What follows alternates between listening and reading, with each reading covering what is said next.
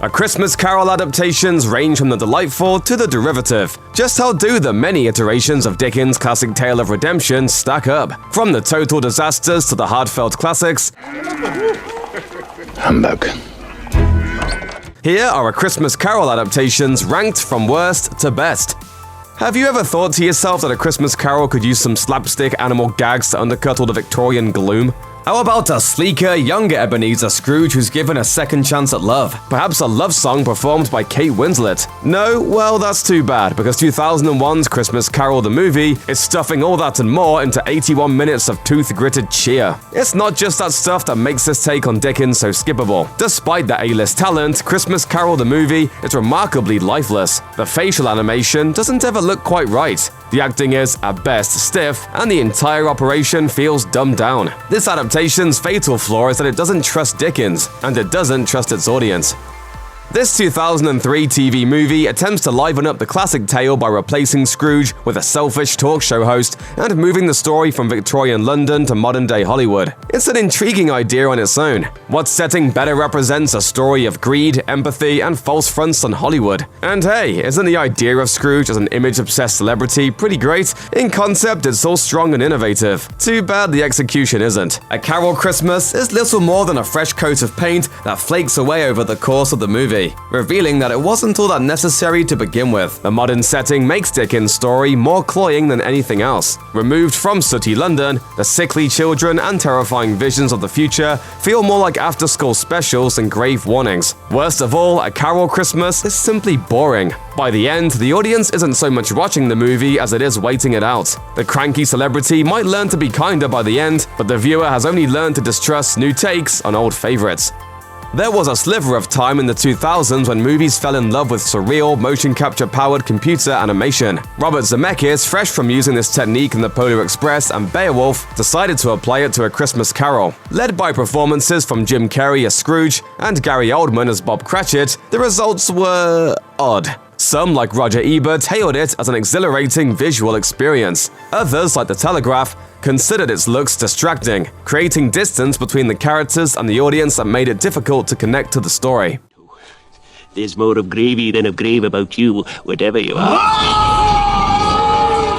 Years later, the movie's reputation remains mixed, and it's not hard to see why. There are certainly strengths to be found. Carrey's Scrooge is a bit goofier than other renditions, but it fits the ghoulishly funny tone of the movie. And Oldman's Cratchit is pitch perfect, but the visuals, so dazzling in 2009, look strange to modern eyes. Plus, the tone of the film sits uncomfortably between two extremes. It's a little too dark to be heartwarming, and a bit too silly to be bleak. Only one thing is truly clear: it's nobody's go-to version when the holiday season rolls around.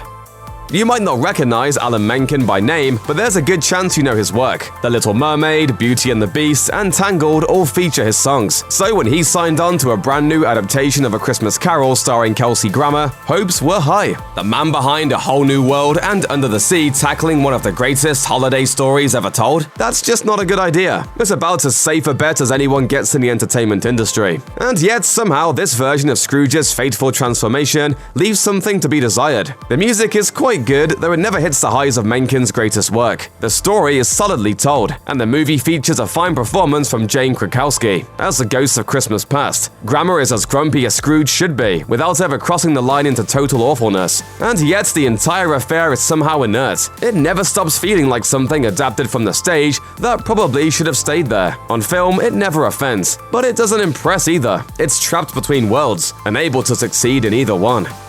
Disney has been involved in multiple Christmas Carol adaptations, but this is the one that features the characters most central to the brand. Mickey, Minnie, and of course Scrooge McDuck all star in this particular take on the tale. They bring a certain lightness to even the darkest parts of the iconic story. No one heads into A Christmas Carol thinking Scrooge won't end up changing his ways, but there's still something soothing about Mickey Mouse leading the bleak first half of the story. For the youngest viewers, this is an ideal carol indeed. Farewell, Ebenezer.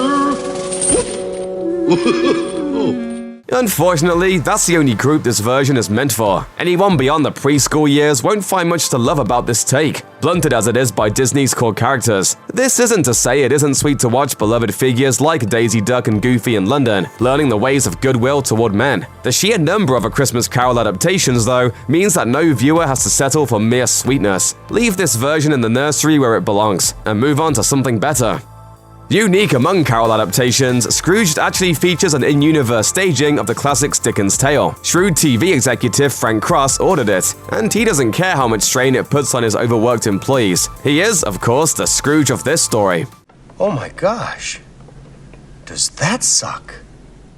He's even got an overworked assistant, a widow named Grace, and an old flame whose work with the homeless contrasts sharply with his greed. 3 ghosts visit him, lessons are learned, and in the end, Frank leads the Carol crew in a rendition of the 1969 classic, Put a Little Love in Your Heart. Spins on Carol can go quite well, and this one does for the most part. Modern mass media suits the protagonist, and it's different enough from the original story to be intriguing, but similar enough to translate smoothly. Bill Murray in the title role plays Cross with sharky, calculating menace. He's a Scrooge the audience fears on a primal level, as he's so destructive in a familiar way. But there is a mean-spirited tone to the film, as though the movie is embarrassed to seem too earnest. This pairs oddly with the sentimental ending, which actually goes further down the road to a happy ending than most carols. All in all, it's fun, but only just. This isn't the only animated rendition of A Christmas Carol on our list, but it might just be the most visually striking, so much so that it won an Oscar for Best Animated Short Film. Richard Williams, who masterminded Who Framed Roger Rabbit, directed and produced this version, and the quality is clear in every frame. This version of A Christmas Carol is austere, almost dour, thanks to the crew looking to 19th century engravings for inspiration. As a result, this version might not be the one children respond to. Plus, it's a short piece, only 25 minutes long. You can't help but wish the film had a little more room to breathe, if only to explore the possibilities of its unique animation more. Still, the end result is a gorgeous half hour of pure Dickens, as warm-hearted as it is deliberately rough around the edges. You forget the happy ending within the grimy first half of the tale, so it's all the more delightful to rediscover that in the second. Dickens' work isn't exactly what anyone would describe as feel-good. Sure, A Christmas Carol has a happy ending, but the reader needs to earn it. Dickensian, after all, has become a descriptor unto itself. And this version of A Christmas Carol, aka Scrooge, is truly Dickensian. British giant of the stage and screen Alistair Sim dons a stovepipe hat in this adaptation, and he cranks up the grumpiness to memorable levels. It's a notably grim take on an already dark tale, but it works for the most part due to Sim's unbeatable screen presence. You hate Scrooge, but you never give up on him. That stirring central performance livens up the whole production, making the film actively entertaining, instead of simply faithful to Dickens. This is a deeply honest Christmas Carol, for better and worse, but it never loses its faith in humanity's ability to change. A version of A Christmas Carol starring Patrick Stewart already has a leg up on the competition. Those who know his work will automatically see him as a natural Scrooge, while those who are new to his work will be quickly convinced. His gruffness suits the character perfectly, while his comedy chops come in handy towards the end. Stewart is an actor at the height of his powers in this adaptation, as natural, rolling his eyes at orphans as he is embracing Tiny Tim. He gives the entire production gravity, and he loans every scene in set piece, weight, and sophistication with his presence. This take on A Christmas Carol helps you understand how Stewart's career has, if anything, only grown with age. The movie around him, in contrast, is merely fine. There's nothing to complain about, but beyond Stewart's powerhouse performance, nothing catches the eye. That's easily forgiven thanks to Stewart, but when placed beside other versions of the story, it's a lot more noticeable. Stewart is talented enough to make the production notable, but in truth, he's the only thing that does. Happily for Dickens and Stewart fans alike, A Christmas Carol is very much Ebenezer Scrooge's story. Thus, this time it's Patrick Stewart's story as well. What the dickens have they done to Scrooge? The tagline of the Scrooge poster pleads. It's also a musical, and one made in 1970 at that. You hear these facts and imagine a sort of perfect anti-Dickens storm approaching. And yet, Scrooge actually ends up being pretty delightful. Yes, it enjoys thumbing its nose at the ideas of the Victorian era and what a literary adaptation should be. But its heart is fixed firmly in the right place, and that results in a truly wonderful rendition of A Christmas Carol. The songs serve the story rather than smothering it, clarifying Dickens' themes as they spin them into an entirely new medium. Is this jauntier than the more classical takes on the story? Yes, but that's a virtue. Scrooge might be making its own rules, but it never loses sight of its source material. There's no shortage of Christmas Carol adaptations featuring top-class talent, especially in the role of Scrooge. But George C. Scott brings something unmatched to this version.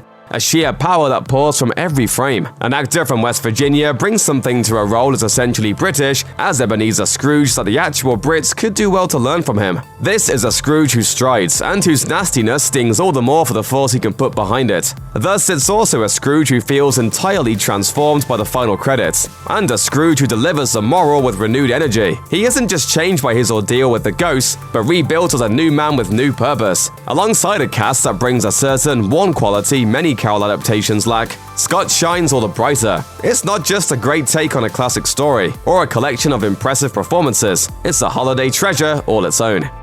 Who'd have thought that a rendition of A Christmas Carol starring Muppets would be one of the best adaptations of all? Unlike the worst offenders on this list, this film doesn't just trot out the morals everyone expects. It also doesn't put any unnecessary new spin on things that don't need changing. Rather, it highlights the best things about the story while providing a new lens with which to view them. Thus, it helps us love them like we did the very first time we heard the story. To start with, there's Michael Caine's Scrooge. He's as grouchy as he should be, but surrounding him with puppets teases out a comical edge. He's a terror, but you're laughing at him from the beginning. This makes the movie an ideal choice for the youngest viewers, but it also gives the film an inventive spin on Dickens' tale. While some on this list succeed by leaning into the story's darker elements, the Muppets succeed by embracing the author's sense of humor, joy, and goodwill. Plus, you will get to see Gonzo, best known for his weird blue nose and love of chickens, play cultural cornerstone Charles Dickens. What's not to love?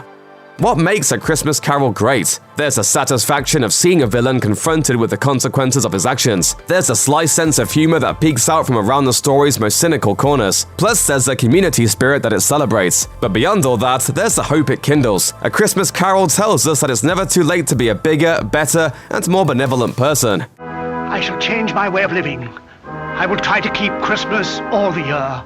It's this spirit that the 1938 adaptation embodies. From its first scenes to its sublime ending, it's a beacon of progress in all its forms. Reginald Owen Scrooge is an old monster who finds himself falling in love with life again, flushed with the fact that it isn't too late for him. That this film was made in the midst of the Great Depression for a weary public remains clear. This is a movie for those all too familiar with Scrooge and his ilk, as Dickens' audience was in its day. This version of A Christmas Carol understands the power of its story like few others, and decades after its debut, it still shines like it did the day of its premiere.